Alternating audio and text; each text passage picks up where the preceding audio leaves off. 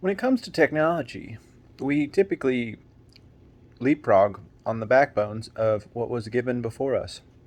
You know, to simply say that, look in the example of a expert using a editor, like a video editor. They will usually piggyback on their own experience by using templates, and templates allow them to efficiently not set up an infrastructure that you know, like a foundation or infrastructure that allows them to um, get to going, right? So it's like instead of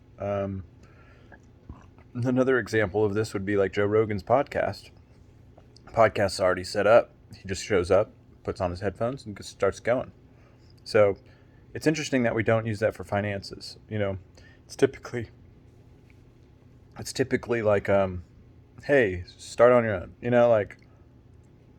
Like and there's not really a piggyback on the other people, unless you're fortunate enough to be a part of like a trust or um, like a system that allows you to like piggyback on the ones before. So uh, usually, like an example would be like a death benefit from a past member that allows them to goes to the family and the family estate, um, and then it's like where it's like I don't see modern day families kind of establishing a.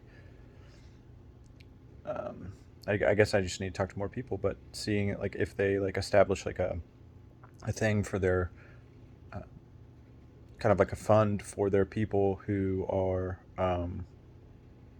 going out like if like into the workforce, it's like it's a lot easier to probably a peace of mind to just go in there with like 10K in the bank and going to work. Obviously you have to work. It's not a you know thing where they can spend, but just something like it's like here's the infrastructure for you, and it could be just family finances, instead of personal finances, like family finances, um, and so like that's just an interesting thing to understand and see if there's something out there that more families can just start to recognize, like the estate planning, and um, give their predecessors more of a leg up when it terms to moving forward, so that they can like instead of like, oh, I got to establish this, I got to start from zero, or I start from negative, because a lot of times people will start their kids from negative by